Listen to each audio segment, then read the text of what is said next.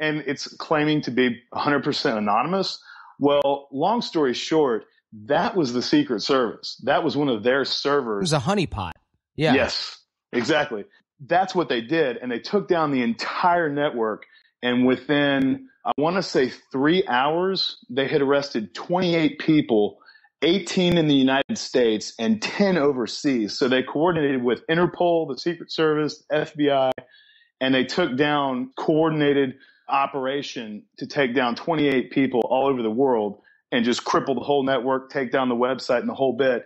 So that happened, and I woke up, logged in, saw it, started talking with people. And I was like, what happened? And they're like, dude, this is a great time for you to get out. Yeah. They haven't got you yet. They may not, who knows, but I would get out. So I started to kind of tone things down at that point. And then every night as a good measure, I would sleep with the laptop sitting on top of the toilet tank and the bathtub full of water. So if I got a knock at the door, I could just knock the laptop into the bathtub. And, you know, if they kick the door in, they kick the door in, but at least the evidence would be destroyed. Right. Well, back then when you thought that was probably effective, whether it was or not. Yeah. It's actually not. Yeah. I found out later it's actually not. Like, congratulations. So. You ruined all the valuable electronics, but all of your data is securely on that hard drive that even though it's wet, we're good. Thanks anyway. Exactly. One day we're screwing around and partying, and the cops come by for the noise, and I think we'd been on campus fucking some shit up earlier in the night.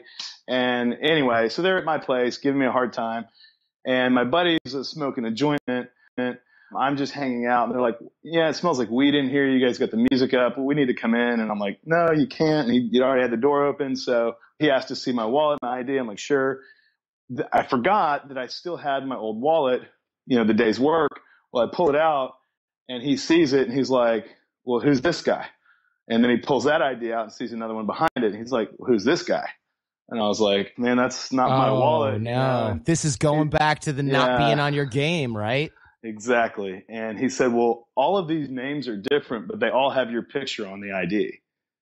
So he's like, okay, well, I got to take you in for fake ID. So he takes me in for fake ID, takes my buddy in for possession of pot, and we go to the county jail to sit it out. All right, let's take a quick break. You know, guys, some people think the Art of Charm boot camps are just about picking up girls. And honestly, there's a lot of that. But 1 week with us